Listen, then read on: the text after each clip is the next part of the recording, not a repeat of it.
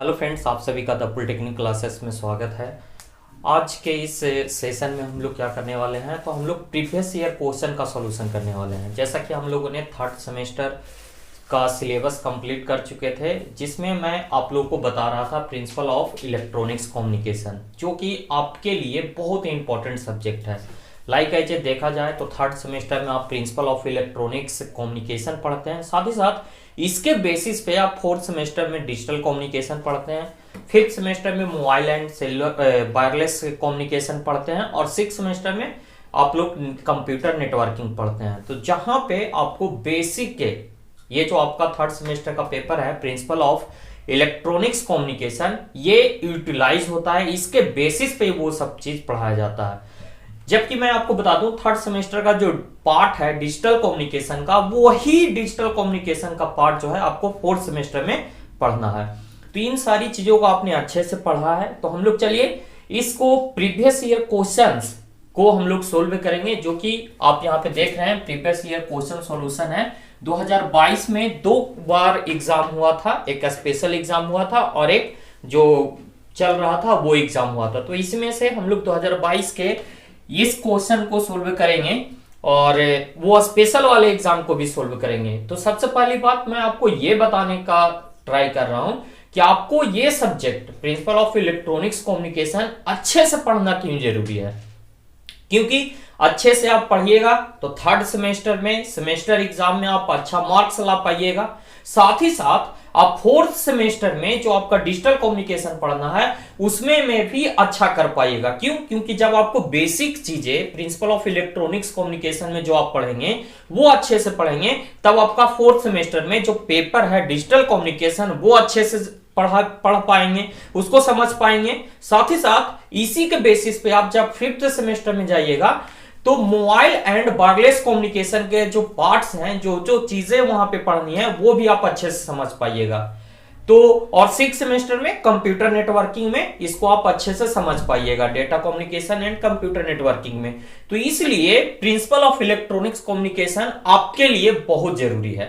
तो चलिए आइए हम लोग शुरुआत करते हैं थर्ड सेमेस्टर के प्रीवियस ईयर क्वेश्चंस के बारे में।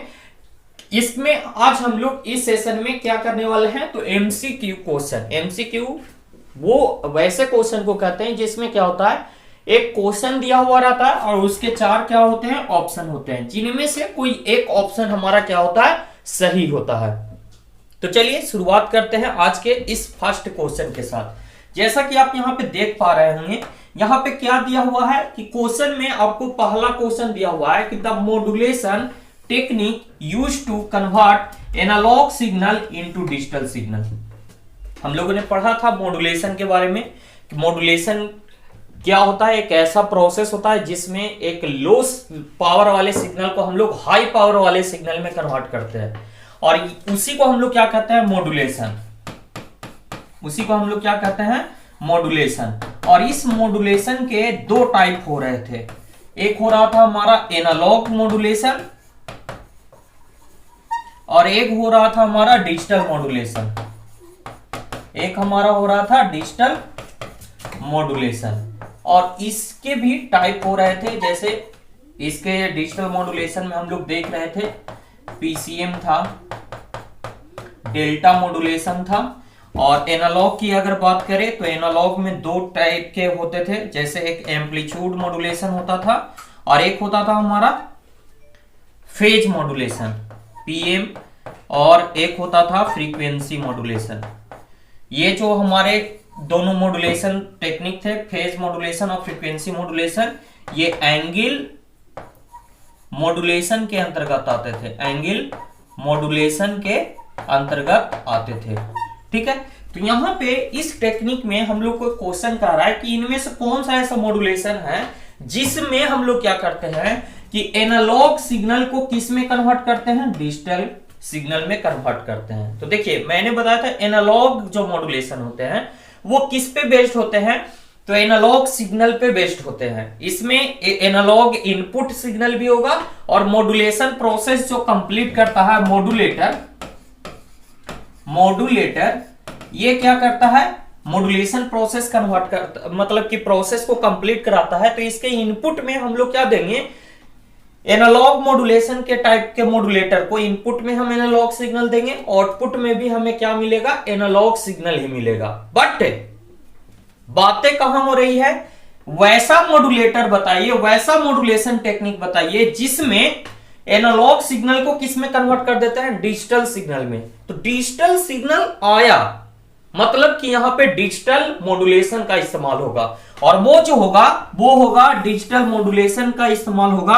और ये जो डिजिटल मॉड्यूलेशन टेक्निक है, इसी में हम लोग क्या करते हैं, किसी एनालॉग सिग्नल को डिजिटल सिग्नल में कन्वर्ट करने का काम करते हैं। जैसा कि हमने आपको एग्जांपल के रूप में पीसीएम लिखा, तो ये पल्स कोड मॉड्यूलेशन क्या है, डिजिटल मॉड्यूलेशन का टेक्निक है। डीएम मींस डेल्टा मॉड्यूलेशन क्या है, डिजिटल मॉड्यूलेशन का टेक्निक है। तो यहाँ पे ऑप्शन में आप देख रहे होंगे, फर्स्ट ऑप्शन ही क्या दिया हुआ है, पल्स कोड मॉड्यूलेशन, जिसको शॉर्ट में हम लोग पीसीएम के नाम से जानते हैं। और दूसरा दिया हुआ है डेल्टा मॉड्यूलेशन, इसको हम लोग डीएम के नाम से जानते हैं।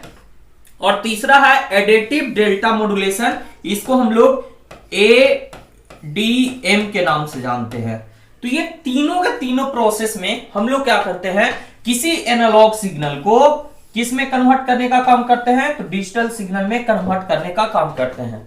इसीलिए इसका जो आंसर हमारा हो जाएगा, वो आंसर हो जाएगा ऑल ऑफ दीज। इसका आंसर क्या हो जाएगा, ऑल ऑफ दीज हो जाएगा। तो ये हो गया फर्स्ट क्वेश्चन का सॉल्यूशन। देखिए आपके पास अगर कॉन्सेप्ट होगा, ये सारी चीजें आपको बताया हुआ है, इसको देख करके ही आप एक बार में टिक लगा दीजिएगा। कुछ लोग तो ऐसे होंगे जो देखेंगे ऑल ऑफ द अबव और ऑल ऑफ द अबव पे टिक लगा देंगे, फर्स्ट तीन ऑप्शन क्या है उसको पढ़ते भी नहीं है, तो वो कभी कभी सही हो जाता है लेकिन ऑल टाइम वो गलत ही होता है। ऐसा कैसे सर, वो अभी ही आगे के क्वेश्चन में आपको पता चल जाएगा। ठीक है, तो इसका सही आंसर क्या हो जाएगा, ऑल ऑफ दिस। इसके तीनों जो टाइप हैं, pulse code modulation, delta modulation, additive delta modulation, ये सारे के सारे क्या है, तो डिजिटल मॉड्यूलेशन टेक्निक है। और इन डिजिटल मॉड्यूलेशन टेक्निक में हम लोग किसी एनालॉग सिग्नल को डिजिटल सिग्नल में कन्वर्ट करने का आवश्यकता पड़ता है। ठीक है, चलिए अगले क्वेश्चंस की ओर बढ़ते हैं। अगला क्वेश्चन हमारा क्या है, तो अगला क्वेश्चन ये रहा आपके पास। देखिए न्यूमेरिकल क्वेश्चन आपको पीछा नहीं छोड़ेगा प्रिंसिपल ऑफ इलेक्ट्रॉनिक्स कम्युनिकेशन में। तो इसमें न्यूमेरिकल क्वेश्चन को आपको क्लियर करने के लिए आपको सबसे पहले क्या होना चाहिए, फार्मूला याद होना चाहिए। और वो फार्मूला आपको बताया गया है, जैसा कि यहाँ पे एक क्वेश्चन दिया हुआ है, कह रहा है कि 400% modulation power in each side band is खाली स्थान ऑफ कैरियर पावर, और इधर आंसर दिया हुआ है परसेंटेज में। तो देखिए इस क्वेश्चन से आपको समझना पड़ेगा कि ये क्वेश्चन कौन से टेक्निक से पूछा गया है। तो मैं आपको बता दूं, आपको हमने पढ़ाया था, मॉड्यूलेशन पावर कैलकुलेट करने के लिए बताया था, और वो कहां पढ़ाया था, एम्पलीट्यूड मॉड्यूलेशन में, जिसको शॉर्ट में हम लोग एएम के नाम से जानते हैं। एम्पलीट्यूड मॉड्यूलेशन में पावर का कैलकुलेशन करने के लिए आपको बताया गया था। तो देखिए हम लोगों ने एक फार्मूला पढ़ा था, पीटी बराबर PC into 1 plus m square by 2, ये फार्मूला था, जिसमें पीटी क्या था, टोटल पावर को इंडिकेट कर रहा था, पीसी क्या था, तो कैरियर पावर को इंडिकेट कर रहा था, और ये जो स्मॉल एम है वो मॉड्यूलेशन इंडेक्स को इंडिकेट कर रहा था। तो यहां पे आप देखोगे कि 100% दिया हुआ है और बोल रहा है कि modulation power in each side band of carrier power. तो देखिए यहां पे एक और चीज आ रहा है, ईच साइड बैंड, मतलब कि यहां पे टोटल पावर निकालने के लिए नहीं कह रहा है, यहां पे ईच साइड बैंड कह रहा है। इस क्वेश्चन को समझना बहुत जरूरी है, क्योंकि ये क्वेश्चन नहीं समझेगा तो आप इसका कैलकुलेशन नहीं कर पाएगा। तो समझिएगा क्वेश्चन कहना क्या चाह रहा है, इसके तात्पर्य को समझिए। ये कह रहा है कि 100% मॉड्यूलेशन हुआ है। 100% मॉड्यूलेशन कहने का मतलब क्या होगा कि 100% मॉड्यूलेशन कहने का मतलब यहां से ये निकलता है कि 100/100, इट मीन्स 100 से 100 कैंसिल हो गया 1। इट मीन्स यहां से ये निकल करके आ रहा है कि यहां पे जो एम है इसका मॉड्यूलेशन इंडेक्स जो है वो क्या होगा 1। 100% मॉड्यूलेशन कब होता है, जब हमारा एम्पलीट्यूड, देखिए ये भी एक ऑब्जेक्टिव क्वेश्चन है। मॉड्यूलेशन इंडेक्स बराबर फॉर्मूला होता है एम बराबर, कहीं कहीं पे एम बटा एसी लिखते हैं, कहीं कहीं पे आपको ईएम बटा ईसी लिखते हैं, और कहीं कहीं पे वीएम बटा VC लिखते हैं। तो ये मॉड्यूलेशन इंडेक्स का फॉर्मूला होता है। AM बोले तो एम्पलीट्यूड ऑफ मॉड्यूलेशन इंडेक्स, और AC बोले तो एम्पलीट्यूड ऑफ कैरियर सिग्नल। और यहां पे उसी प्रकार से EM बराबर एम्पलीट्यूड ऑफ मॉड्यूलेटिंग सिग्नल, और ये क्या हो गया amplitude of carrier signal. VM के रिस्पेक्ट में, वोल्टेज के रिस्पेक्ट में भी कहीं कहीं पे लिखा हुआ रहता है। तो ये भी क्या है, वोल्टेज ऑफ मॉड्यूलेटिंग सिग्नल, और ये वोल्टेज ऑफ कैरियर सिग्नल। तो ये फॉर्मूला आपको याद होना चाहिए मॉड्यूलेशन इंडेक्स का। इसी में मॉड्यूलेशन इंडेक्स 100% कब होगा, ये सोचने वाली बात है। तो जब 100% मॉड्यूलेशन कब पॉसिबल होता है, 100%, एक मिनट, 100% मॉड्यूलेशन कब पॉसिबल होता है, 100% मॉड्यूलेशन जब होगा तब AM और AC, 100% मॉड्यूलेशन कब होगा, जब AM बराबर AC, मतलब कि कैरियर एम्पलीट्यूड मॉड्यूलेटिंग सिग्नल के एम्पलीट्यूड के बराबर हो जाएगा तो 100% मॉड्यूलेशन होगा। इस केस में आपका क्या होगा, मॉड्यूलेशन इंडेक्स क्या होगा, 1 होता है। और परसेंटेज में मॉड्यूलेशन इंडेक्स को कैलकुलेट करने के लिए उसमें 100 से मल्टीप्लाई कर देते हैं। तो यहां पे इस फॉर्मूला के अनुसार से देखें कि AM बराबर है AC के, तो AM बराबर के AC के बराबर है, तो AM से AC कैंसिल हो जाएगा। तो यहाँ पे मॉड्यूलेशन इंडेक्स बराबर क्या बचेगा, यहाँ पे मॉड्यूलेशन इंडेक्स बराबर क्या बचेगा, 1 बचेगा। और ये 1 जो है वही हम यहाँ पे कैलकुलेट करके लिखे। अब किसी के मन में ये डाउट ना रहना चाहिए कि सर ये जब 100% मॉड्यूलेशन दिया हुआ था तो आप यहाँ पे M बराबर 1 कैसे लिखती है, तो वो कैसे लिखते हैं ये बता दिए। ऐसे हम पहले भी आपको सिलेबस जब पढ़ा रहे थे तो ये सारी चीजें डिटेल में बताए हैं। तो यहाँ पे एक चीज और गौर करने वाली बात है कि हमने आपको जब पढ़ाया था तो एक फॉर्मूला बताया था, साइड बैंड पावर का फॉर्मूला बताए थे। साइड बैंड पावर बराबर होता था 1/2 into m square into PC, जहां पे पीसी क्या है, कैरियर का पावर है, और पावर पीएस क्या है, साइड बैंड पावर की बात कर रहा है। जबकि यहां पे एक टर्म लिखा हुआ है each side band. Each side band कहने का मतलब क्या है कि ये इंडिकेट कर रहा है आपको कोई सिंगल साइड बैंड का। जबकि हम लोग एम्पलीट्यूड मॉड्यूलेशन जब पढ़े थे तो हमने देखा था कि वहां पे डबल साइड बैंड हो रहा था, एक था अपर साइड बैंड और एक लोअर साइड बैंड। तो यहां पे आप देखोगे ये जो पावर और साइड बैंड पावर है, ये जो साइड बैंड पावर है वो किसके इक्विवेलेंट है, तो ये है power of USB plus power of LSB equal to 1/2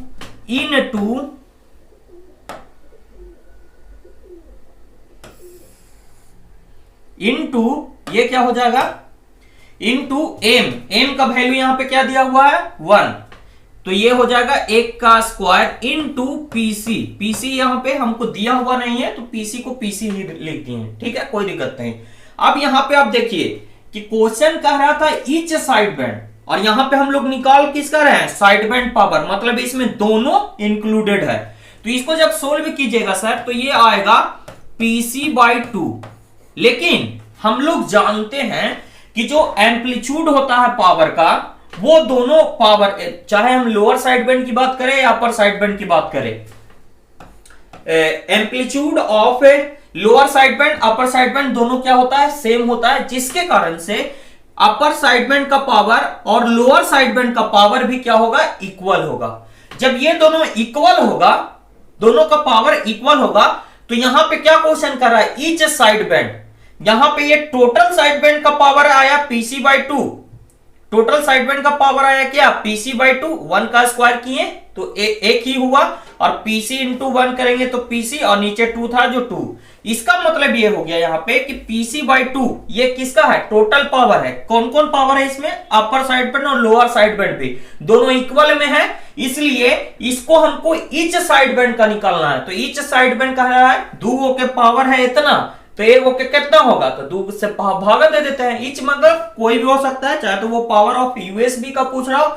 या एलएसबी का। तो इसको जब हम 2 से भागा देंगे तो ये क्या हो जाएगा, PC/4, ये क्या हो जाएगा, PC/4। अब देखिए इसको हमको किस में लिखना है, परसेंटेज में लिखना है सर, किसमें, परसेंटेज में लिखना है।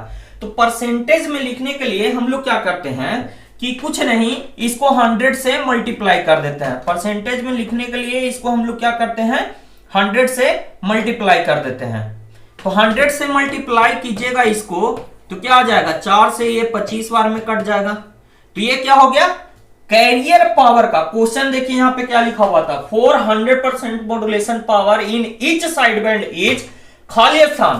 तो खाली स्थान में आया कितना, 100 से गुना किया परसेंटेज में, तो 25 आया। मतलब कि इसको परसेंटेज में कन्वर्ट करेंगे तो ये 25% ऑफ कैरियर पावर। कैरियर का कितना, तो 25%। तो यहां पे इसका जो राइट आंसर हो जाएगा वो क्या हो जाएगा, 25%। ठीक है, तो ये हो गया हमारा 25% राइट आंसर।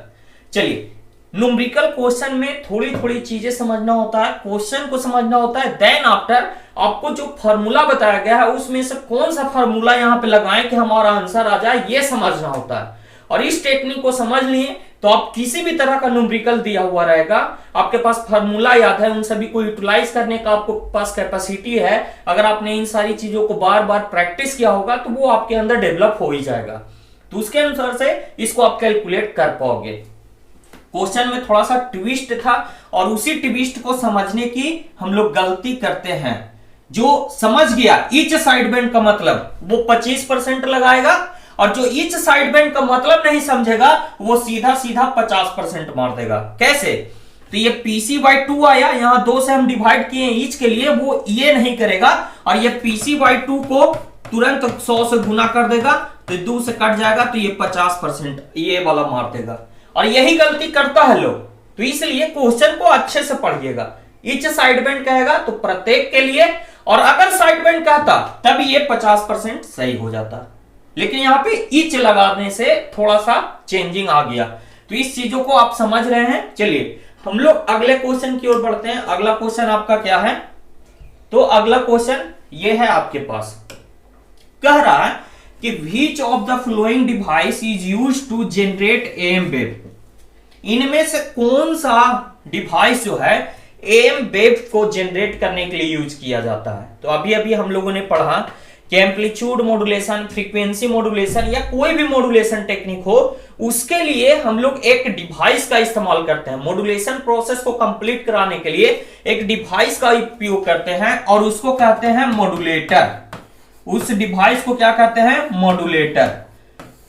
ये एक डिवाइस है। इस डिवाइस को अगर इनपुट में आप कोई भी आप मॉड्यूलेटिंग सिग्नल देंगे, मॉड्यूलेटिंग सिग्नल देंगे मतलब लो पावर वाला सिग्नल देंगे, और इसको एक और इनपुट देंगे आप कैरियर सिग्नल, कैरियर सिग्नल जो कि ऑसिलेटर से आप जनरेट कराते हैं, तो इस मॉड्यूलेशन प्रोसेस को कंप्लीट करेगा और देगा am modulated wave, am modulated wave,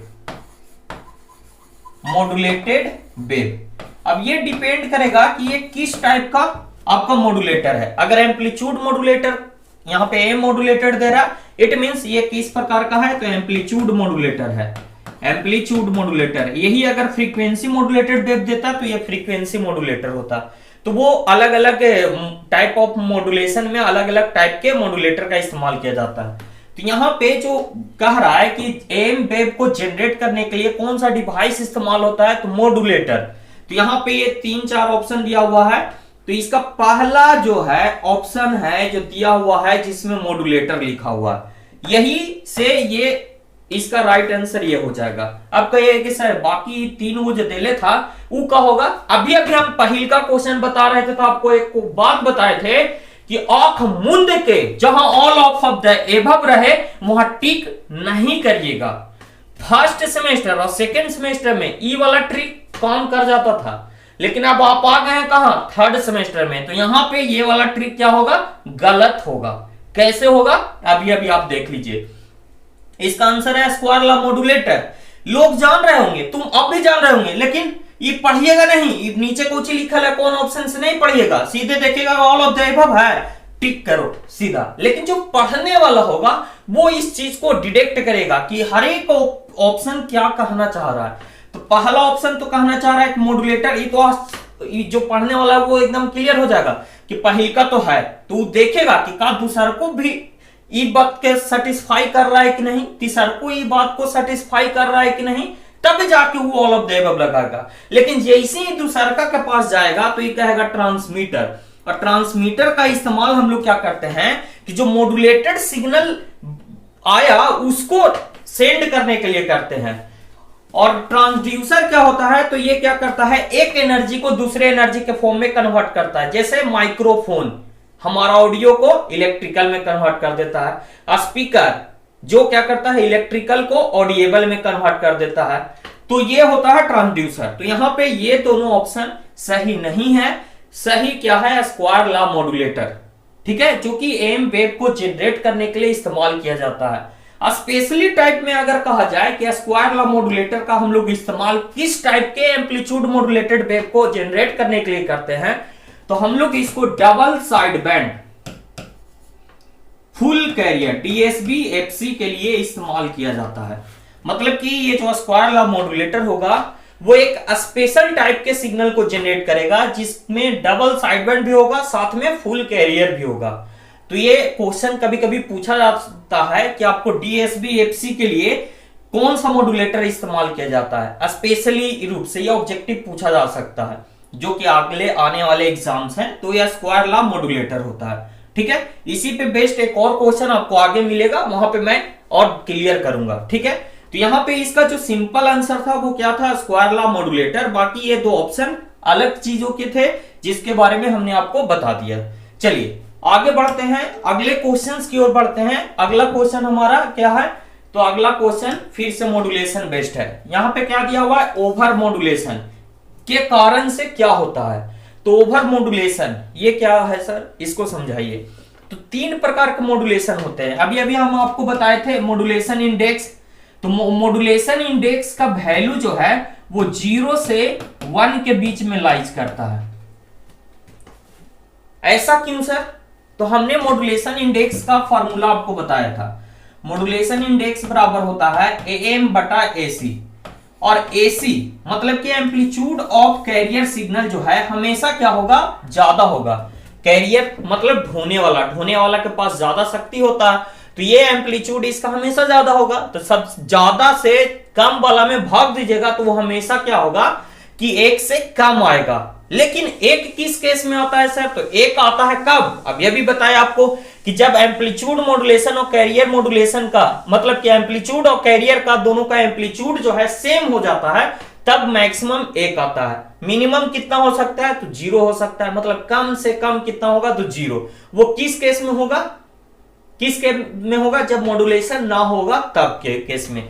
लेकिन यहां पे मैक्सिमम कितना हो सकता है, 1। और इसी के रेंज को हम लोग को इसको 3 पार्ट में मॉड्यूलेशन को हमने डिवाइड कर रखा है, 0 से 1 के बीच को। कैसे वो देखते हैं। अगर m ग्रेटर देन 1 हो तो इसको कहते हैं ओवर मॉड्यूलेशन। इसको कहते हैं ओवर मॉड्यूलेशन, मतलब ये ज्यादा हो जाएगा। और ये जो है हमारे लिए अच्छा नहीं है। अच्छा क्यों नहीं है, क्योंकि जब ओवर मॉड्यूलेशन होता है तो इसके कारण से हमारा जो सिग्नल है वो क्या हो जाता है, डिस्टॉर्शन हो जाता है। डिस्टॉर्शन मींस लॉस हो जाता है, सिग्नल का लॉस हो जाता है। तो इसका राइट आंसर क्या है, 1 है, ठीक है, 1 है।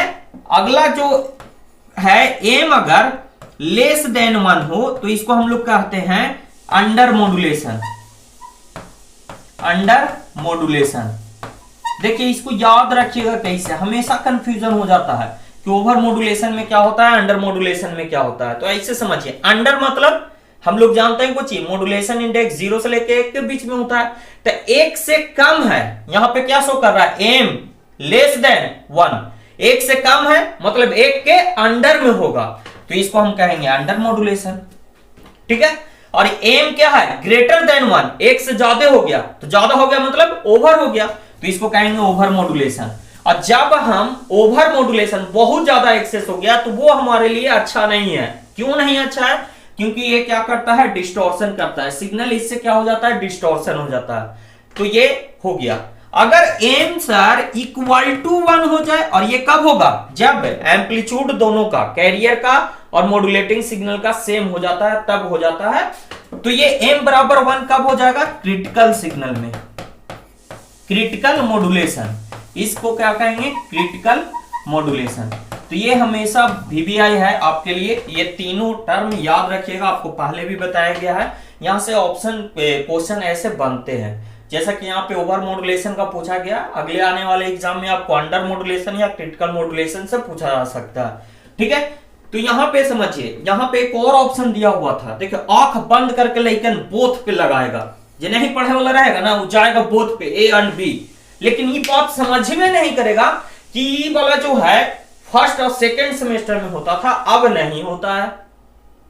होगा रेयर केस में का दो, लेकिन ज्यादातर गलती हो जाएगा, बोथ लगा दीजिएगा। तब सबसे पहले दिमाग यूटिलाइज कीजिए, दोनों है कि नहीं है इसको समझिए। तो जो पढ़े वाले हैं वो इस चीज को समझते हैं। जैसे देखिए यहां पे दिया हुआ है कि provide noise immunity. Noise immunity का मतलब होता है कि उसमें नॉइज ना हो, जबकि यहां पे क्या हो रहा है, कॉजेस डिस्टॉर्शन, सिग्नल का डिस्टॉर्शन हो रहा है। इट मींस नॉइज हो रहा।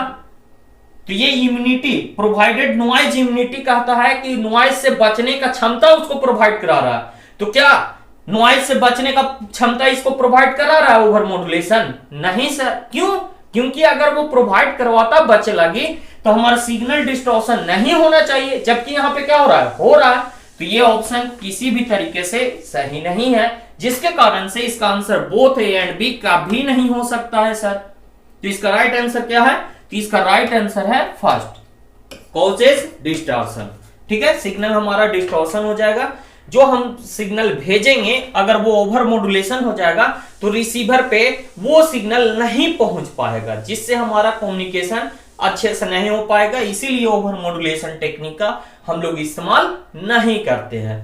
ठीक है, चलिए आगे की क्वेश्चन की ओर चलते हैं। अगला क्वेश्चन हमारा ये रहा आपके सामने। जैसा कि यहाँ पे क्वेश्चन दिया हुआ है कि the process of converting the analogue sample into discrete form is called. पहला क्वेश्चन इसी से मिलता जुलता कुछ था, समझिएगा। यहां पे कह रहा है एनालॉग सैंपल को डिस्क्रीट सैंपल में कन्वर्ट करने की प्रक्रिया क्या कहलाती है। तो देखिए, डिजिटल मॉड्यूलेशन करने के लिए हमको सबसे पहले क्या करना पड़ता है, डिजिटल मॉड्यूलेशन करने के लिए हमको सबसे पहले क्या करना पड़ता है कि जो सिग्नल है वो हमारा किस फॉर्म में होता है, एनालॉग फॉर्म में। जैसे हम नाच रहे हैं यार, ढिचिंग डांस, और इसको आप रिकॉर्ड कर रहे हैं, हम गाना भी गा रहे हैं ढिचिंग डांस और नाच रहे हैं, तो आप रिकॉर्ड कर रहे हैं। तो रिकॉर्ड करते हैं तो दो गो सिग्नल जनरेट हुआ। कौन? एक हुआ वीडियो वाला, एक हुआ ऑडियो वाला। और दोनों सिग्नल जो है ना वो क्या होता है, कंटिन्यूअस टाइम सिग्नल होता है। लाइक ऐसे वो एनालॉग नेचर के होते हैं। एनालॉग नेचर जो सिग्नल होते हैं मौजूद वो क्या होता है, एनालॉग नेचर के। जबकि डिजिटल मॉड्यूलेशन में कैसा डिवाइस इस्तेमाल होगा, तो डिजिटल मॉड्यूलेटर इसमें क्या होगा, डिजिटल मॉड्यूलेटर इस्तेमाल होगा। तो इसमें जो डिवाइस इस्तेमाल होगा वो कहेगा भाई हमको एनालॉग दीजिएगा, तो हम नहीं एक्सेप्ट करेंगे। क्यों नहीं एक्सेप्ट करेंगे? क्योंकि हम भाई डिजिटली पे वर्क करते हैं। तो यहीं पे तमाशा हो गया कि ले भाई हम तो लेवल की डिजिटल मॉड्यूलेशन कर देता हो, लेकिन ये कहते हो ना हम ये एक्सेप्ट न कर वो कोची, तो हमारा पास हो एनालॉग सिग्नल, जो हम नाचे थी हो गावे थी हो, ये जो बोले थी हो, ये सब एनालॉग हो। लेकिन ये कहता हूं कि ना हम इना लेवो, हमरा डिजिटल में चाहिए। तो डिजिटल सिग्नल में कन्वर्ट करे लगी हमरा कन्वर्टर के जरूरी पड़ेगा। और वही कन्वर्टर जो है वो क्या करेगा कि सबसे पहले एनालॉग टू डिजिटल में कन्वर्ट कर देगा, जिसको हम लोग क्या कहते हैं, ADC, analogue to digital converter. Digital में आप लोग शायद पढ़े होंगे एडीसी होता है। तो वो सिग्नल को प्रोसेसिंग करता है। तो जब हम एनालॉग टू डिजिटल कन्वर्जन करते हैं तो हम 3 प्रोसेस होके गुजरते हैं। कौन कौन प्रोसेस है सर? तो वो तीनों प्रोसेस जो है analogue to digital, analogue to digital में हम लोग 3 प्रोसेस से होके गुजरते हैं। वो 3 प्रोसेस हैं। पहला है सैंपलिंग,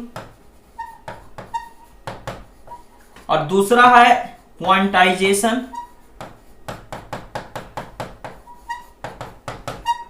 और तीसरा है कोडिंग।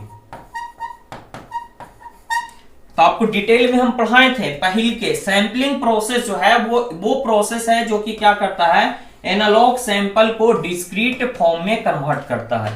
क्वांटाइजेशन क्या होता है? तो क्वांटाइजेशन क्या करता है कि जो डिस्क्रीट फॉर्म के सैंपल होते हैं उनके एम्पलीट्यूड को क्या करने का काम करता है कि कांस्टेंट करने का काम करता है। और लाइन कोडिंग क्या होता है कि जो डिजिटल रूप में सैंपल हैं उनको कोड के फॉर्म में कन्वर्ट करने का काम करता है, डिजिटल में 0-1 के कोड के फॉर्म में कन्वर्ट करने का काम करता है। तो इसका जो राइट आंसर हो जाएगा वो क्या हो जाएगा, सैंपलिंग। इसका जो राइट आंसर हो जाएगा सैंपलिंग।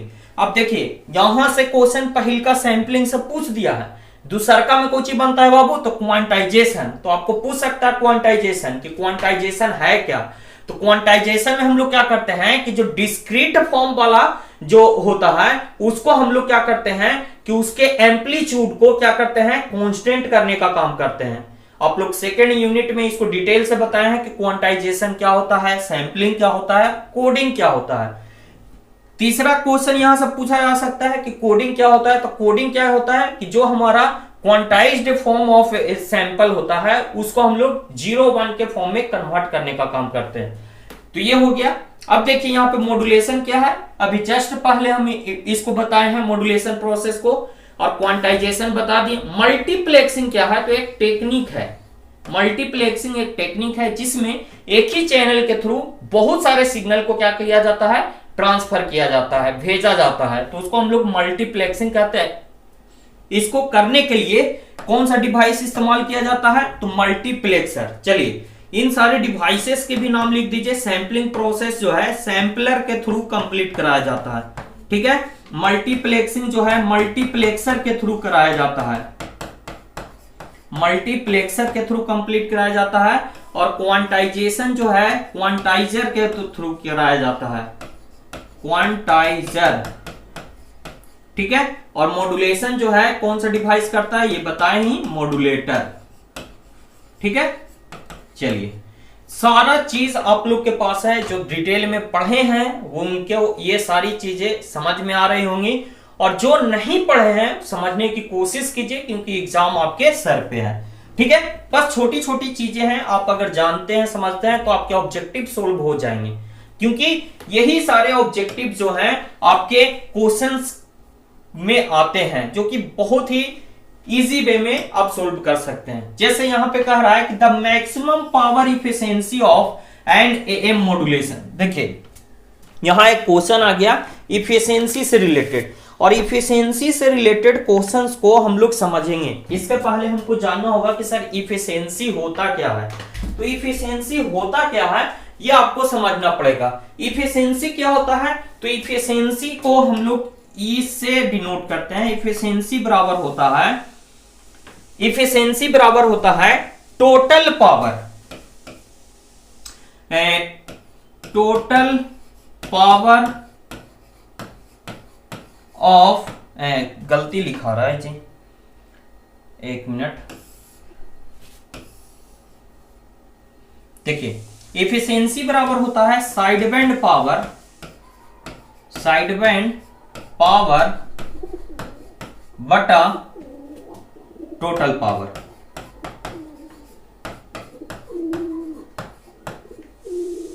इफिशिएंसी बराबर फार्मूला क्या होता है, साइड बैंड पावर बटा टोटल पावर।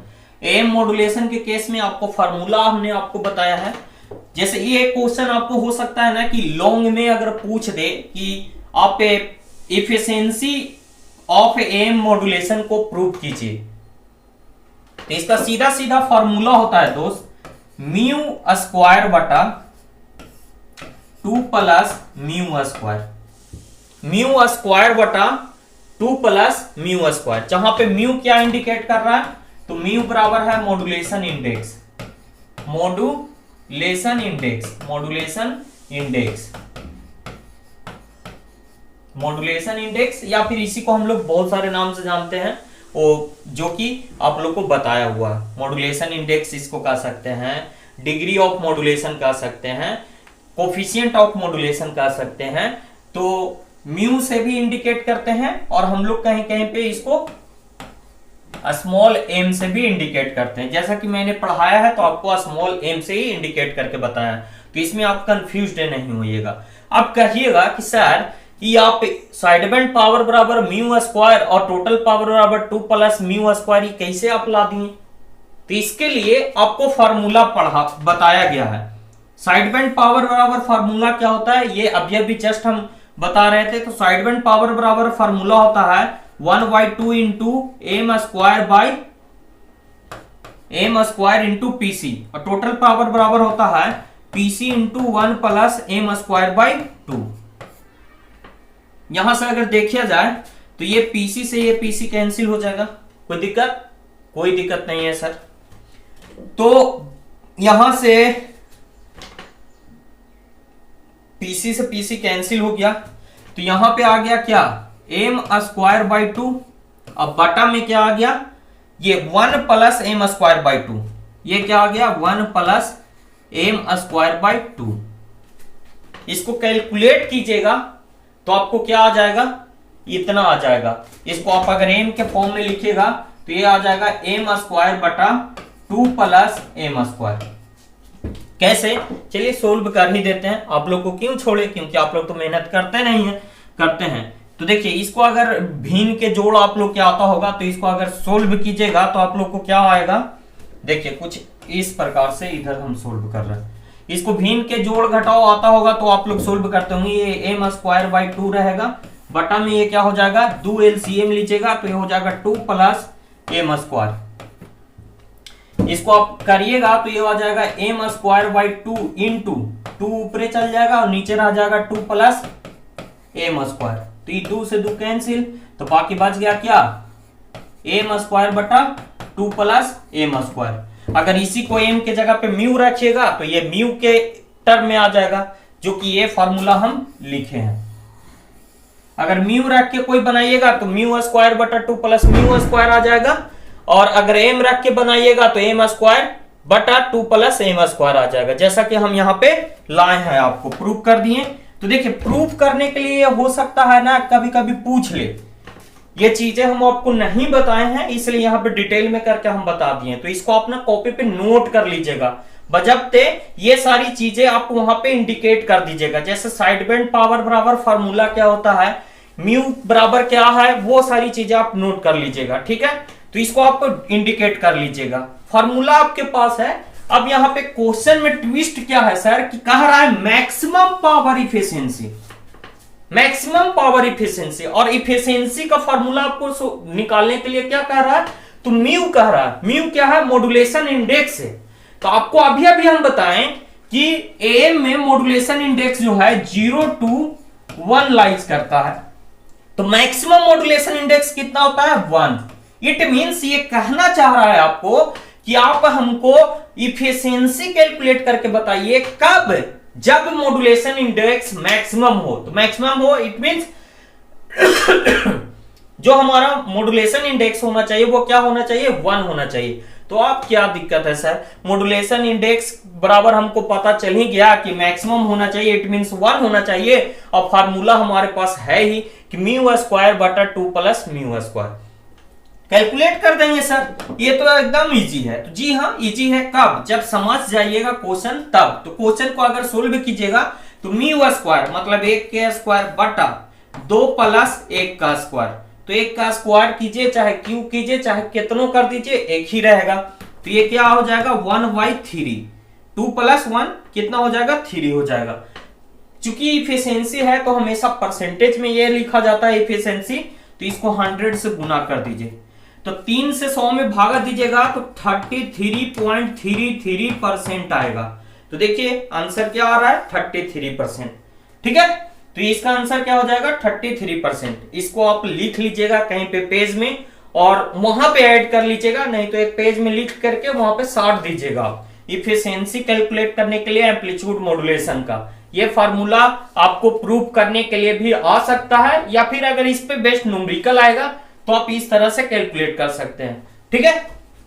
चलिए अगले क्वेश्चंस की ओर बढ़ते हैं। अगला क्वेश्चन क्या है, तो अगला क्वेश्चन आपके सामने ये है, FHSS का पूरा नाम। तो भाई SS का पूरा नाम आपको पता होगा क्या होता है, स्प्रियड स्पेक्ट्रम। एक होता है DSS,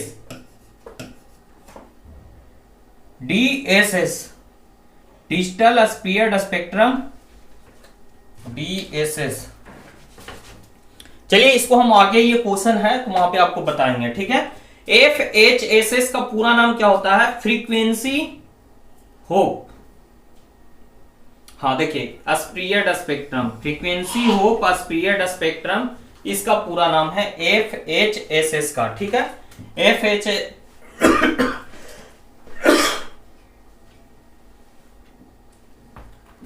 FHSS का पूरा नाम क्या है? Frequency hop spread spectrum. Frequency high signal spectrum ये हो नहीं सकता, फ्रीक्वेंसी होप सिग्नल स्पेक्ट्रम ये भी नहीं हो सकता, नन ऑफ दिस होगा नहीं, क्योंकि इसका राइट आंसर क्या है? फर्स्ट है, फ्रीक्वेंसी होप स्प्रियड स्पेक्ट्रम, ठीक है। DSS के बारे में आगे के क्वेश्चंस में है, वहां पे मैं इसके बारे में बताऊंगा। चलिए अगले क्वेश्चंस की ओर बढ़ते हैं। देखिए जो हमारा फुल फॉर्म भी है ना, बहुत इंपॉर्टेंट है। आपने देखा होगा यहाँ PCM का फुल फॉर्म, DM का फुल फॉर्म, बहुत सारे फुल फॉर्म है जो कि आपको यहाँ पे इसमें प्रिंसिपल ऑफ इलेक्ट्रॉनिक्स कम्युनिकेशन में आपको देखने को मिला होगा। तो देखिए डायरेक्टली रूप से इतना इजी क्वेश्चन आपको पूछा जाता है, तो इस सब सारे फुल फॉर्म को जरूर आप ध्यान में रखिएगा। जैसे देखिए यहाँ FSK है, PCM है।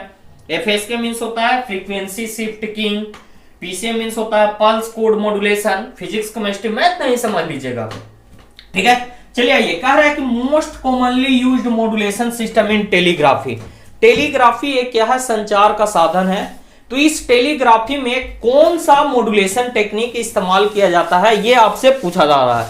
टेलीग्राफी में कौन सा मॉड्यूलेशन सिस्टम इस्तेमाल किया जाता है, ये आपसे पूछा जा रहा है। तो यहाँ पे ऑप्शन में एक है FSK, जिसका पूरा नाम क्या है? Frequency shift keying. आप लिखना चाहे तो लिख सकते हैं, ऐसे आपको बताया हुआ है। PCM क्या है? तो पल्स कोड मॉड्यूलेशन। तो तीसरा क्या है? Single tone modulation. एक है मल्टी टोन मॉड्यूलेशन। ये दोनों चीजें एडवांस फॉर्म में है। जैसे अभी जब हम किसी एक सिग्नल को मॉड्यूलेट करके भेजने का काम करते हैं तो उसको सिंगल टोन कहते हैं। जब आप एक से अधिक सिग्नल को एक ही पे मॉड्यूलेट करके भेजते हैं तो उस टाइप के मॉड्यूलेशन को मल्टी टोन मॉड्यूलेशन कहते हैं। तो ये दोनों तो मॉड्यूलेशन के प्रकार हो गए, इसका हम लोग इस्तेमाल नहीं करते हैं। PCM टेक्निक का इस्तेमाल नहीं करते हैं। इसमें जो हमारा टेलीग्राफी है, इसमें जो टेक्निक इस्तेमाल करते हैं वो क्या है? फ्रीक्वेंसी शिफ्ट कीइंग का इस्तेमाल किया जाता है। फ्रीक्वेंसी शिफ्ट कीइंग टेक्निक का इस्तेमाल करते हैं किसमें? टेलीग्राफी के लिए, ठीक है। चलिए अगले क्वेश्चंस की ओर बढ़ते हैं। अगला क्वेश्चन ये रहा आपके सामने। अगला क्वेश्चन क्या कह रहा है कि what is the disadvantage of FM over AM। FM का डिसएडवांटेज बताइए, किसके रिस्पेक्ट में? तो एम्पलीट्यूड मॉड्यूलेशन के रिस्पेक्ट में। चलिए स्टेटमेंट पढ़ते हैं। कह रहा है कि हाई नॉइज इज प्रोड्यूस। तो क्या FM में हाई नॉइज प्रोड्यूस होता है? नहीं सर, FM में तो हाई नॉइज नहीं प्रोड्यूस होता है, तो ये गलत हो गया। Large bandwidth is required. Large bandwidth is required, ये FM में होता है, जो कि एक डिसएडवांटेज है FM का। किसके रिस्पेक्ट में? AM के रिस्पेक्ट में। कैसे सर? तो AM में हम लोग बैंडविड्थ जो कैलकुलेट करते थे, AM में बैंडविड्थ जो कैलकुलेट करते थे, इसके लिए फार्मूला होता था 2FM। 2FM मतलब कि मॉड्यूलेटिंग सिग्नल के फ्रीक्वेंसी के दुगना होता था बैंडविड्थ। जबकि FM में जो बैंडविड्थ होता है वो किसके इक्वल टू होता है? तो 2 इंटू डेल प्लस FM के इक्वल में होता है। डेल क्या है?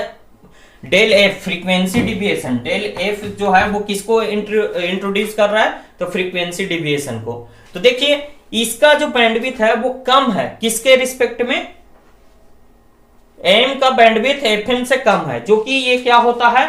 एक तरह से एक डिसएडवांटेज की तरह काम करता है। क्यों सर डिसएडवांटेज आप कह रहे हैं सर? क्योंकि जब बैंडविड्थ ज्यादा होता है ना दोस्तों, तो उसमें कॉस्टली मतलब कि कॉस्ट उसका बढ़ जाता है। तो वही यहां पे कह रहा था कि डिसएडवांटेज ऑफ FM का एक ऐसा डिसएडवांटेज बताइए जो AM के रिस्पेक्ट में हो। तो AM का देखिए बैंडविड्थ कम है, FM का ज्यादा है, तो ये इसका एक क्या है? डिसएडवांटेज है। FM का डिसएडवांटेज है किसके हेल्प मतलब कि किसके रिस्पेक्ट में? तो एम्पलीट्यूड मॉड्यूलेशन के रिस्पेक्ट में।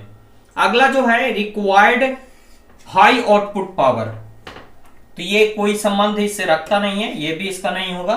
नन ऑफ दीज हो नहीं सकता। क्यों? क्योंकि हमारा आंसर क्या है? बी है। Large bandwidth is required. ये फार्मूला आप ध्यान में रखिएगा। इस फार्मूले पे बेस्ड न्यूमेरिकल क्वेश्चंस आपको पूछे जाते हैं, और इस पे हमने न्यूमेरिकल भी आपको पढ़ाने के दौरान कराया है। चलिए अगले क्वेश्चंस की ओर बढ़ते हैं।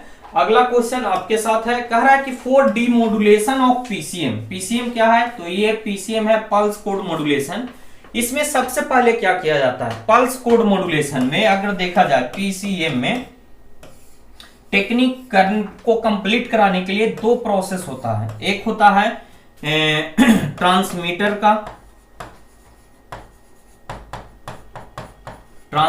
का और देन आफ्टर जब रिसीवर होता है वहां पे रिसीवर का। तो देखिए पीसीएम टेक्निक जो है वो क्या है, डिजिटल टेक्निक है। और डिजिटल टेक्निक में जब हम ट्रांसमीटर कोई सिग्नल को ट्रांसमिट करना होता है तो सबसे पहले हम लोग क्या करते हैं, एनालॉग सिग्नल को डिजिटल सिग्नल में कन्वर्ट करते हैं। किसके हेल्प से, तो एनालॉग टू डिजिटल कन्वर्टर के हेल्प से। तो इस दौरान हम लोग क्या करते हैं, एनालॉग सिग्नल को डिजिटल सिग्नल में कन्वर्ट करते हैं।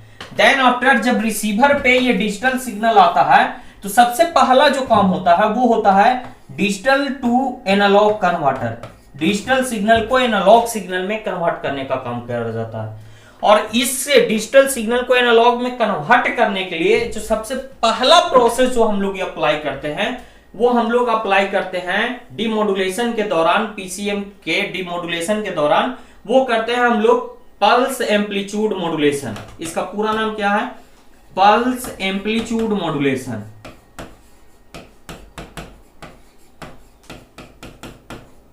पल्स एम्पलीट्यूड मॉड्यूलेशन, ठीक है। इसका पूरा नाम ध्यान में रखिएगा। पीडब्ल्यूएम का पूरा नाम क्या होता है, इसका होता है पल्स विथ मॉड्यूलेशन। पीपीएम का होता है पल्स पोजीशन मॉड्यूलेशन। एफएम का होता है फ्रीक्वेंसी मॉड्यूलेशन। तो इसका जो राइट आंसर है दोस्त वो क्या है, राइट आंसर है PAM, pulse amplitude modulation. First process होता है पीसीएम डीमॉड्यूलेशन के दौरान। ये जो ट्रांसमीटर है वो ट्रांसमिटिंग सेक्शन में, मतलब मॉड्यूलेशन सेक्शन में ये इस्तेमाल होगा, मॉड्यूलेशन सेक्शन में इस्तेमाल होगा। और जो रिसीवर होगा वो डीमॉड्यूलेशन सेक्शन में, डीमॉड्यूलेशन सेक्शन में। डीमॉड्यूलेशन सेक्शन में हम लोग क्या करेंगे, कोई डिजिटल डेटा को एनालॉग में कन्वर्ट करेंगे, क्योंकि हम जो को कोई इंफॉर्मेशन सेंड करना था तो हम जो बोल रहे हैं वो किस टाइप का है, एनालॉग नेचर का, तो उसको हमको डिजिटल सिस्टम से भेजना है। पीसीएम क्या है, डिजिटल सिस्टम है, डिजिटली बेस्ड है। तो सबसे पहले इसको हम लोग क्या किए, एनालॉग से डिजिटल में कन्वर्ट किए। देन आफ्टर प्रोसेसिंग करके इसको ट्रांसमिट कर दिए। रिसीवर पे आया तो वो आया डिजिटल फॉर्म में, तो डिजिटल को हमको एनालॉग में कन्वर्ट करना पड़ेगा। तो उसके लिए जो फर्स्ट प्रोसेसिंग होता है वो हम लोग इस्तेमाल करते हैं पल्स एम्पलीट्यूड मॉड्यूलेशन का, जिसका पूरा नाम है पल्स एम्पलीट्यूड मॉड्यूलेशन। पीडब्ल्यूएम क्या है, तो पल्स विथ मॉड्यूलेशन है। पीपीएम क्या है, तो पल्स पोजीशन मॉड्यूलेशन है। एफएम क्या है, तो फ्रीक्वेंसी मॉड्यूलेशन है। इन सभी के बारे में आपको हम लोगों ने बताया है। पल्स एम्पलीट्यूड मॉड्यूलेशन क्या होता है, पल्स विथ मॉड्यूलेशन क्या होता है, पल्स पोजीशन मॉड्यूलेशन क्या होता है और फ्रीक्वेंसी मॉड्यूलेशन क्या होता है, इसके बारे में डिटेल आपको हमने पढ़ाया है। तो चलिए इसका राइट आंसर हो गया पल्स एम्पलीट्यूड मॉड्यूलेशन। चलते हैं हम लोग अगले क्वेश्चंस की ओर। अगला क्वेश्चंस क्या है, तो अगला क्वेश्चंस कह रहा है कि which of the flowing give minimum probability of error. इनमें से कौन है जो मिनिमम प्रोबेबिलिटी है, मतलब कि जिस मॉड्यूलेशन टेक्निक में कम से कम एरर होने की संभावना है।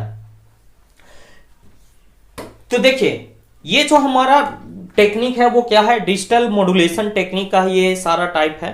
ये जो टाइप है वो क्या है, सारे का सारे डिजिटल मॉड्यूलेशन टेक्निक का ही टाइप है। ए इसके मीन्स होता है एम्पलीट्यूड, एम्पलीट्यूड शिफ्ट कीइंग,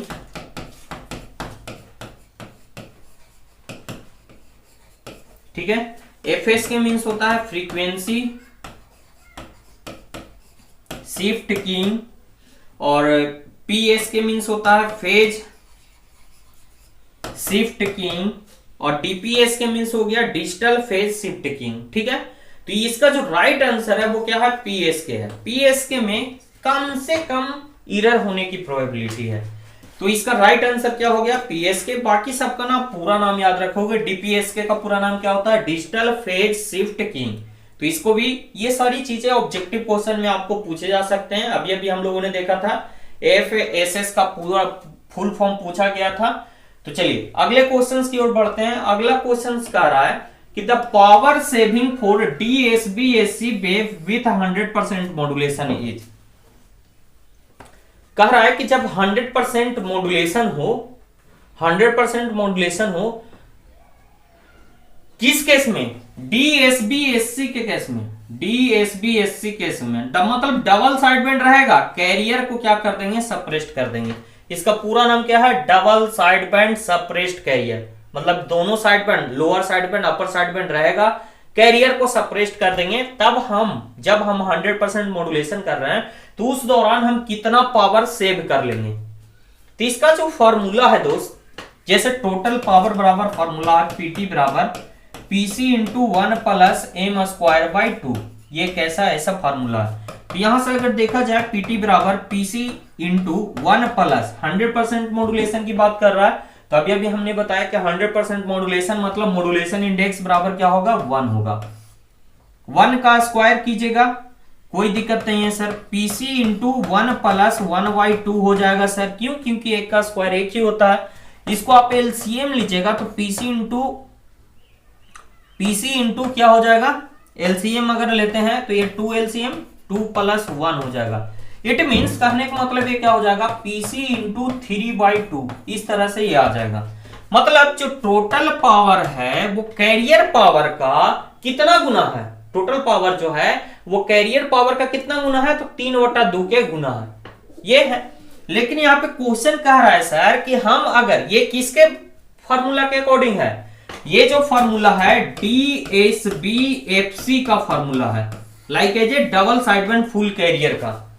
लेकिन इसमें से कह रहा है कि कैरियर पावर को सप्रेस्ड कर दिया जाए, DSB-SC सप्रेस्ड कैरियर पावर को हटा दिया जाए, तब हमको कितना बचत होगा। तो चूंकि मैं आपको बता दूं टोटल पावर जो होता है वो कैरियर पावर का, टोटल पावर जो है कैरियर पावर का वो कितना गुना होता है। इसके लिए जैसे यहां पे अगर देखें पीटी बराबर हमको क्या निकल के आया, कब, जब मॉड्यूलेशन इंडेक्स 1 है तब पीसी इंटू 3/2।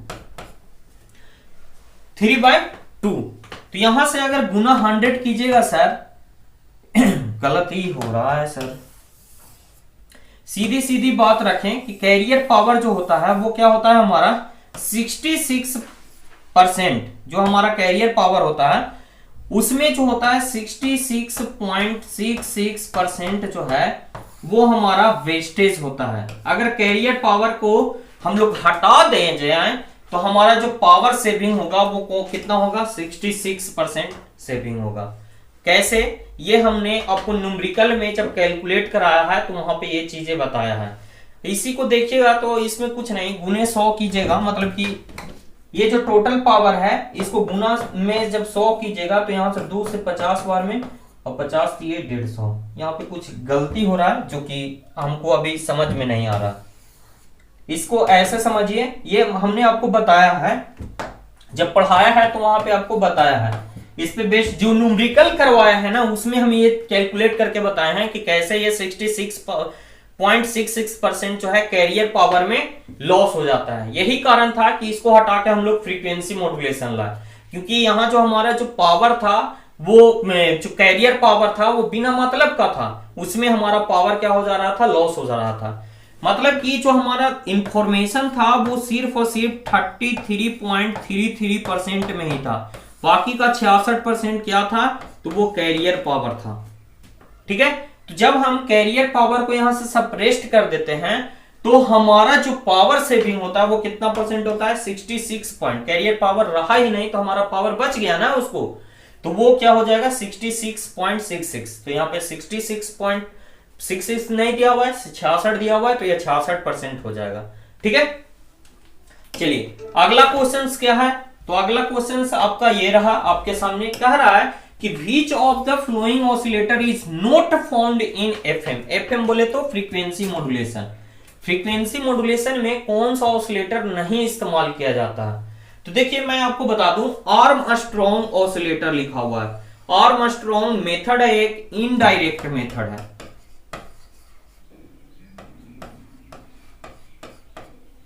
इनडायरेक्ट मेथड है जिसका इस्तेमाल करके हम लोग क्या करते हैं, फ्रीक्वेंसी मॉड्यूलेशन को जनरेट करते हैं।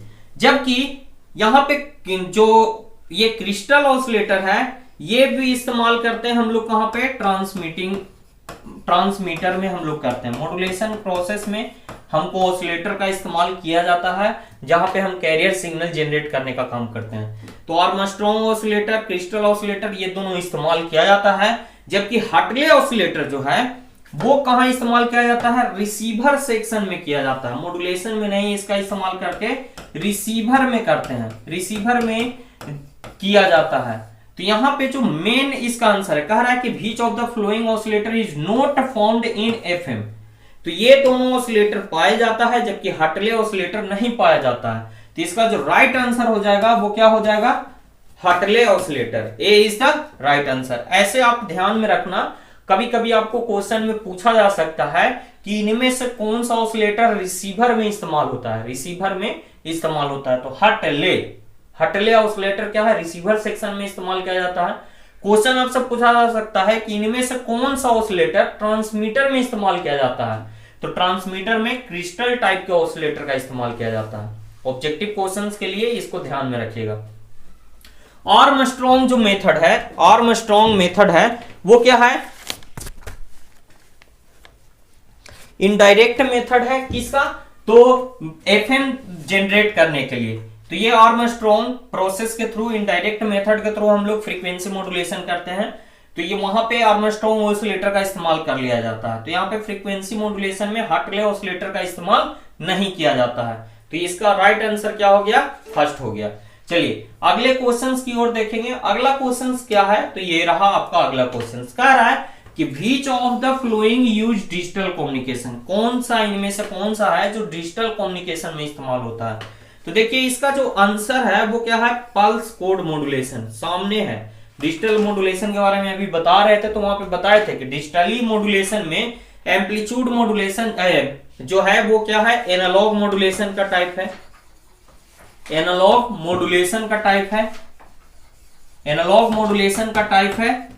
इसी में अगर इसके एग्जांपल में देखें तो फ्रीक्वेंसी मॉड्यूलेशन भी होंगे और फेज मॉड्यूलेशन भी होंगे। अब कहिए कि सर पीडब्ल्यूएम, पीपीएम और एक होता है पीएएम, इसका नाम है pulse with modulation, pulse position modulation और पल्स एम्पलीट्यूड मॉड्यूलेशन। तो ये किसका टाइप है, तो ये क्या है, ये टाइप है पल्स एनालॉग मॉड्यूलेशन का। देखिए इन दोनों में डिफरेंट आप बताइए सर। इसमें आप पल्स एनालॉग मॉड्यूलेशन लिख रहे हैं, इसमें आप लिख रहे हैं कि ये पीसीएम क्या है, डिजिटल मॉड्यूलेशन।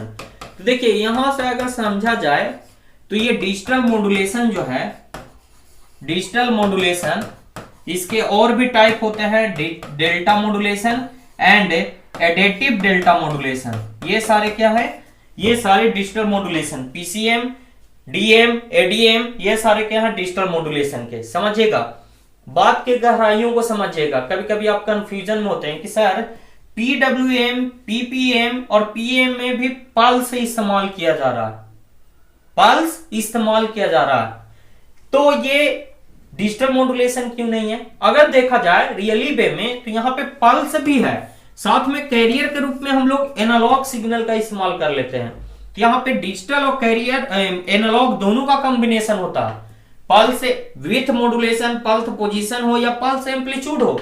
इसलिए ये प्योरली रूप से ये डिजिटल मॉड्यूलेशन में नहीं आते हैं। तो डिजिटल मॉड्यूलेशन में कौन आते हैं सर, तो आपको हमने बताया कि पीसीएम, डीएम और एडीएम डिजिटल मॉड्यूलेशन में आते हैं। जबकि एनालॉग मॉड्यूलेशन की बात करेंगे तो फ्रीक्वेंसी मॉड्यूलेशन, फेज मॉड्यूलेशन और एम्पलीट्यूड मॉड्यूलेशन क्या होंगे, एनालॉग मॉड्यूलेशन में आएंगे।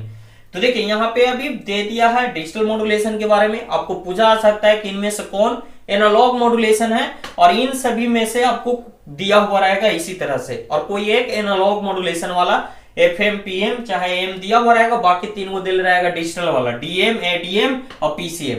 तो इस तरह से भी क्वेश्चन पूछा जा सकता है। तो ये सारी चीजें आप ध्यान में रखोगे, ठीक है। चलिए अगले क्वेश्चंस की ओर बढ़ते हैं। अगला क्वेश्चंस आपका ये रहा, कह रहा है कि फ्रीक्वेंसी मॉड्यूलेशन ब्रॉडकास्टिंग में बैंड में जो है जनरली रूप से किस में लाइज करता है।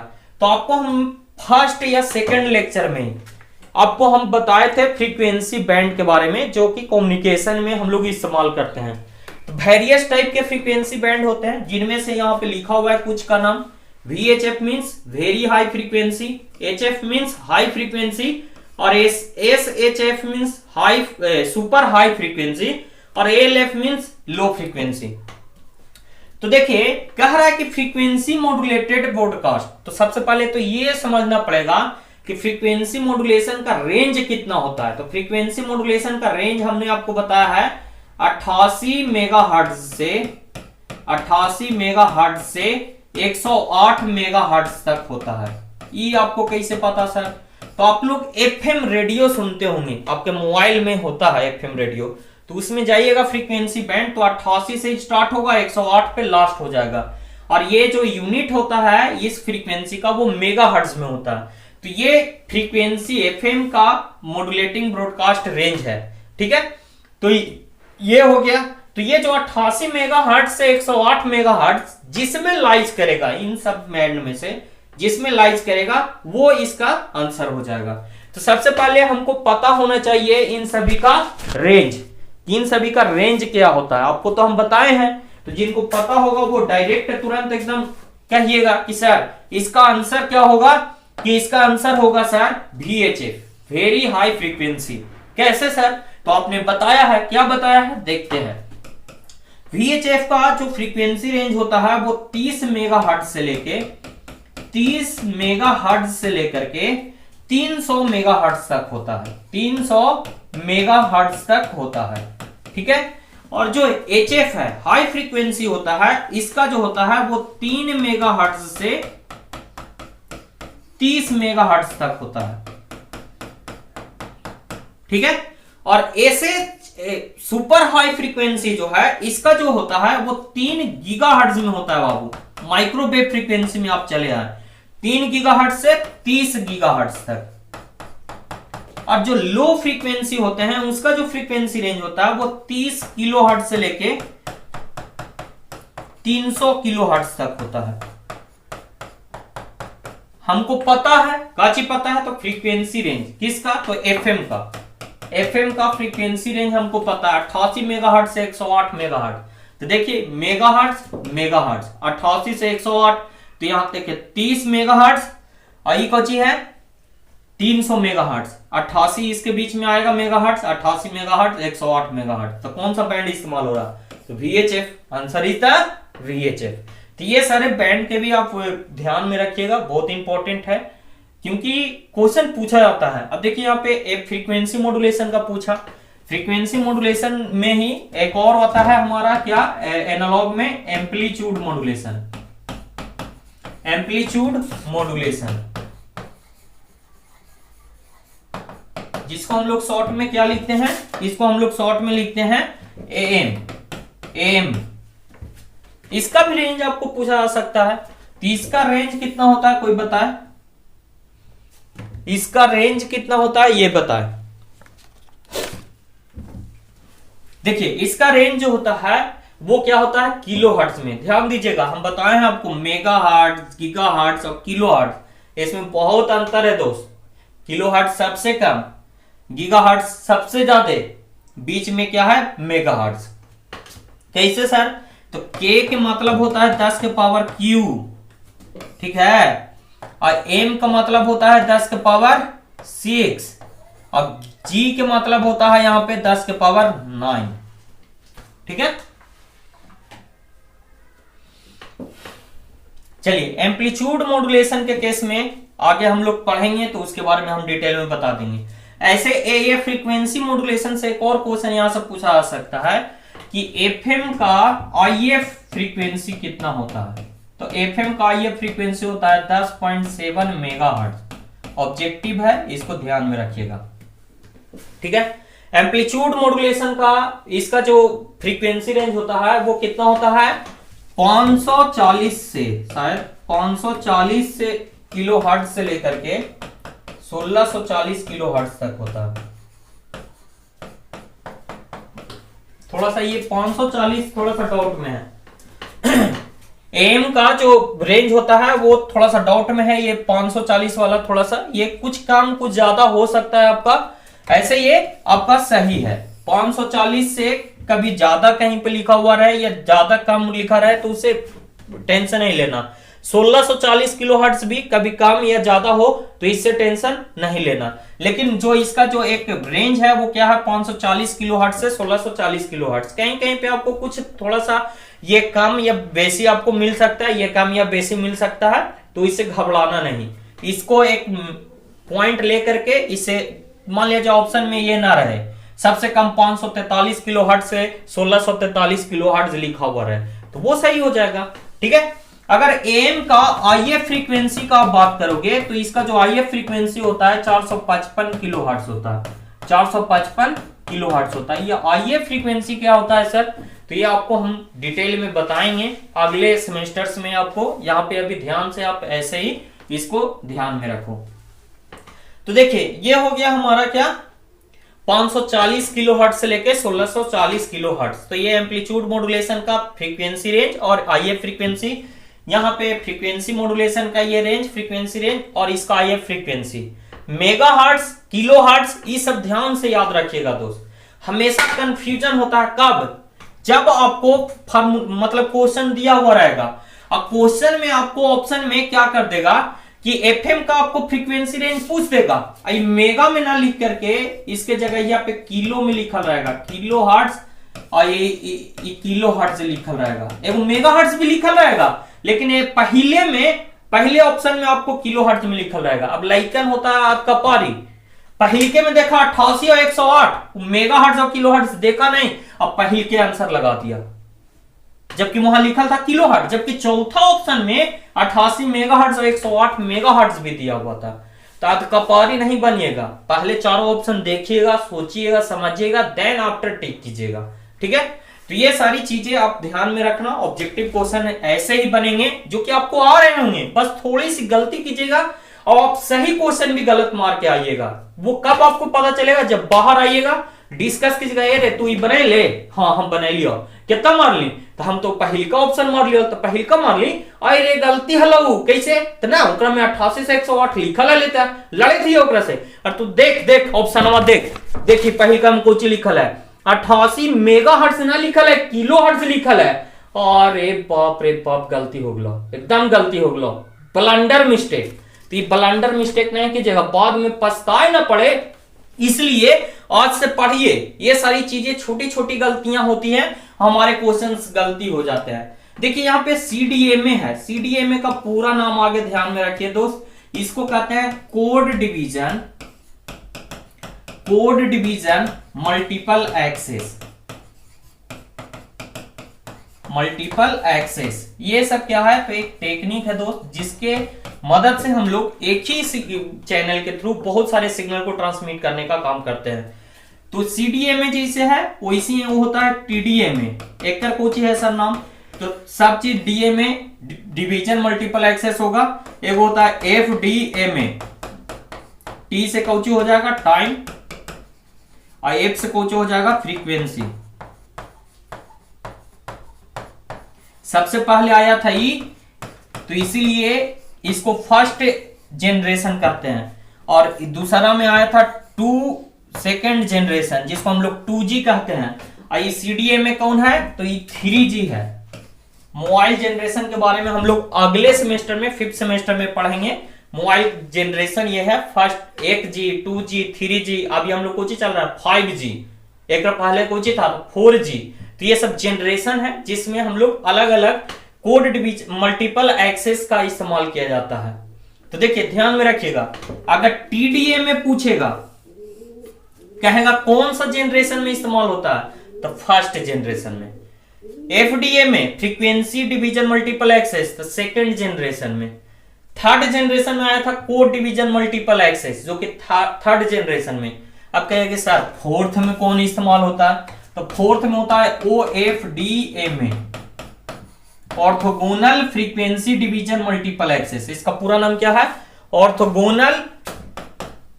ये 4G में इस्तेमाल होता है, 4th जनरेशन मोबाइल कम्युनिकेशन में। तो ये होता है orthogonal frequency division multiple access. Objective में फुल फॉर्म ये सारा इंपॉर्टेंट है, उसको ध्यान में रखिएगा। बाकी 1G 2G 3G 4G ये अभी आपको नहीं पूछेगा, ध्यान में रखिएगा तो अच्छा है। 5th सेमेस्टर में ये ऑब्जेक्टिव पूछे जाते हैं। ऐसे फुल फॉर्म ध्यान में रखिएगा, यहाँ पे फुल फॉर्म आपसे पूछा जा सकता है। अब देखिए क्वेश्चन कोची कह रहा है कि सीडीए में जो है वो रिजेक्ट करता है कौन से इंटरफेरेंस को, एगो में है नैरो बैंड, एगो में है वाइड बैंड, एगो में है बोथ। तो देखो यहाँ पे अंठे का नहीं हो, जो मारेगा ना होकर सही हो जाएगा, बोथ ए एंड बी। इसका जो राइट आंसर है वो बोथ है। क्यों? क्योंकि ये जो कोड डिवीजन मल्टीपल एक्सेस है जो कि थर्ड जनरेशन मोबाइल कम्युनिकेशन के लिए आया था, इसमें क्या हुआ कि डेटा बोले तो जो इंटरनेट में हम लोग इस्तेमाल करते हैं और कॉलिंग करते हैं तो वॉइस होता है, तो वो भी क्या है, एक तरह से वो वॉइस है, उन दोनों के एक साथ मिक्स करके और ट्रांसमिट किया जाता है। तो इसमें नैरो बैंड के अंतर्गत आ गया वॉइस वाला, और जो डेटा आ गया, डेटा जो होते हैं इंटरनेट के लिए जो आप इस्तेमाल करते हैं वो वाइड बैंड के रेंज के होते हैं।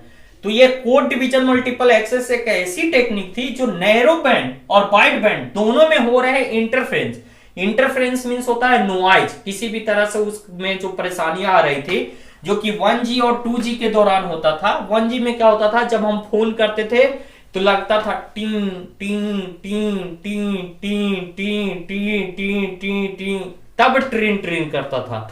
सेकेंड जी में थोड़ा सा कम हुआ, टी टी टी टी ट्रीन ट्रीन, मतलब कि टाइम प्रोसेसिंग थोड़ा सा कम गया, फास्ट हो गया। और उसी तरह से 3G में इंटरनेट भी आ गया और वॉइस कॉलिंग भी आ गया, तो दोनों को एक साथ मर्ज करके इसको भेजने की कैपेबिलिटी आ गए।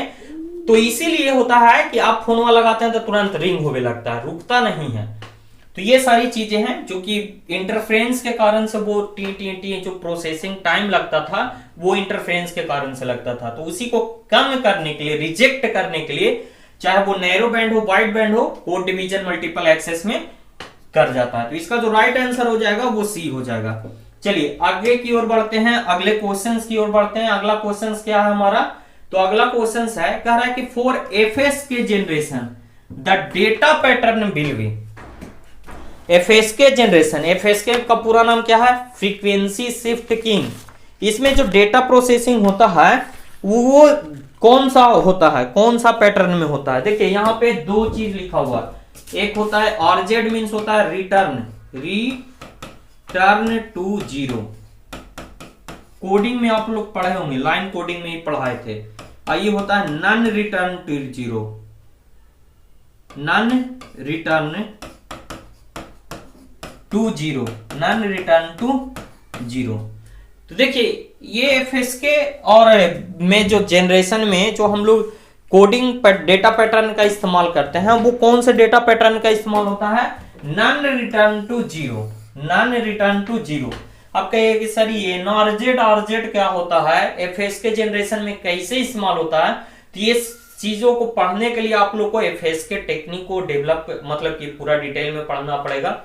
और आरजेड क्या होता है, एनआरजेड क्या होता है, इसके लिए भी आपको डिटेल में ये यूनिपोलर पोलर में बताया हुआ है, कोडिंग में आप जाके देखिएगा ये बताया हुआ है। तो इसका सिर्फ आंसर हम बता दें, तो इसका जो आंसर होगा NRZ, non return to zero. FSK जो टेक्निक है फ्रीक्वेंसी शिफ्ट कीइंग जनरेशन में जो डेटा पैटर्न होता है वो किस तरह का होता है, तो एनआरजेड का तरह का होता है, not return to zero, non return to zero.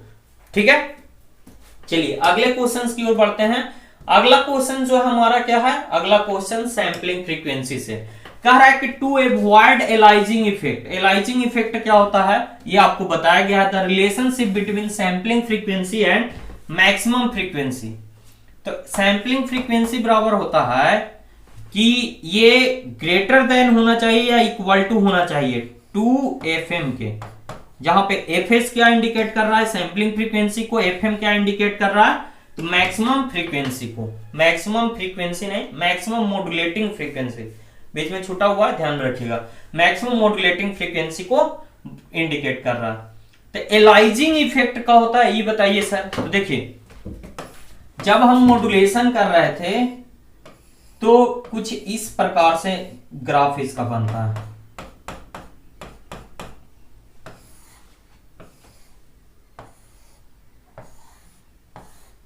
देखिए ये क्या है, जब हमारा एफएस सैंपलिंग फ्रीक्वेंसी होगा ग्रेटर देन होगा या इक्वल टू होगा 2fm के, तो इस प्रकार से हमारा अलग अलग बैंड होगा। और ये जो बीच में दो बैंड के बीच में जो गैप है वो बैंड गैप के नाम से जाना जाएगा, जो कि इन दोनों को आपस में मतलब कि ओवरलैप होने से बचा रहा है, जिससे हमारा डेटा जो है वो सुरक्षित रहता है, मैसेज जो है हमारा क्या होता है, सुरक्षित रहता है। जबकि एलाइजिंग इफेक्ट जो है वो कब हो जा रहा था कि अगर ये एफएस जो है लेस देन 2fm हो जाएगा, तब हमारा जो है इंफॉर्मेशन क्या हो जाएगा, एलाइजिंग इफेक्ट में एक दूसरे पे ओवरलैप हो जाएंगे, जिसमें इतना दूर का मैसेज जो है हमारा क्या हो जाएगा, कोलैप्स हो जाएगा, मतलब कि वो खत्म हो जाएगा।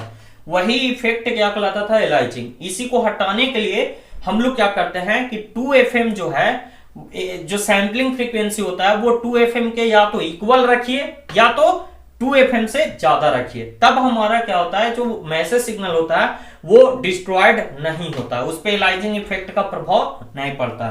तो यहाँ पे देखिए 3-4 चीज दिया हुआ है।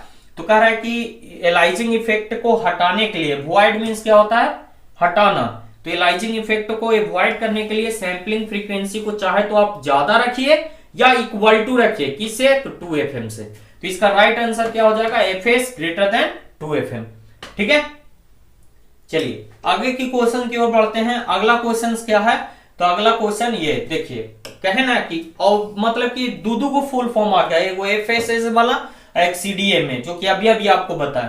तो इसका पूरा नाम क्या है, कोड डिवीजन मल्टीपल एक्सेसर, ये कुछ आ गया, कोड डिवीजन मल्टीपल एक्सेस। देखो हड़बड़ाइल, जो हड़बड़ी का काम होता है ना, वो शैतान का होता है, मतलब कि गलती आप करिएगा ही करिएगा।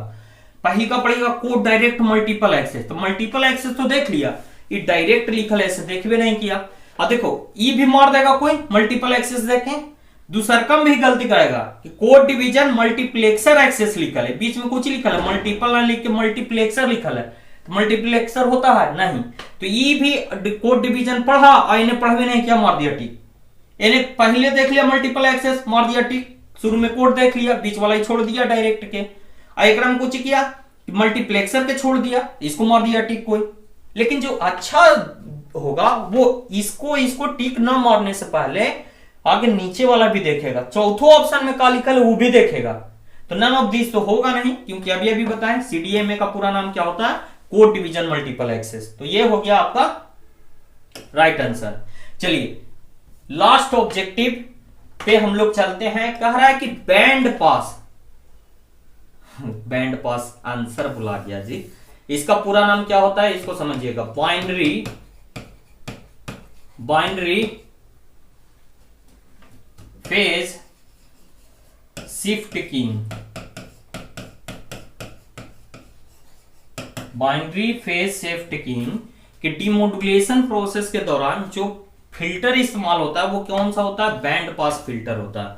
ठीक है, तो इस तरह से हम लोगों ने 2022 का जो एक एग्जाम हुआ था, जो प्रीवियस ईयर क्वेश्चन था, उसके all to all objective questions को कवर कर लिए। अब आप सोच रहे होंगे कि सर आपने तो मात्र 20 क्वेश्चन बताया, तो गलत बात, जो ऐसा सोच रहे हैं वो गलत, और जो पढ़ने वाले हैं वो समझ गए होंगे।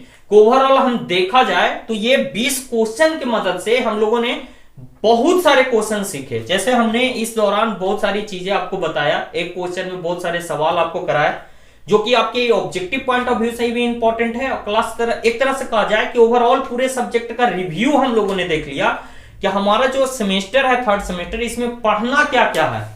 इन्हीं में से आपको सब्जेक्टिव क्वेश्चन भी पूछे जाएंगे, ये सारे टॉपिक जो ऑब्जेक्टिव पूछे गए, इन्हीं में से आपको सब्जेक्टिव क्वेश्चन भी पूछे जाएंगे।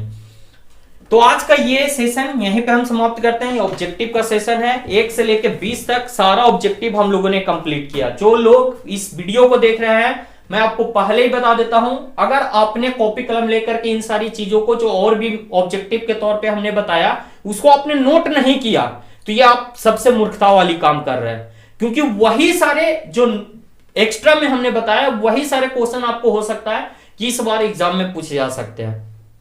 तो आप ये गलती ना करें, पढ़िए, लिखिए, समझिए और लिखने का ट्राई जरूर कीजिए। चलिए आज का इस सेशन को यहीं समाप्त करेंगे, मिलेंगे हम लोग नेक्स्ट डे नेक्स्ट अपडेट के साथ। तो बने रहिए द पॉलिटेक्निक क्लासेस के साथ।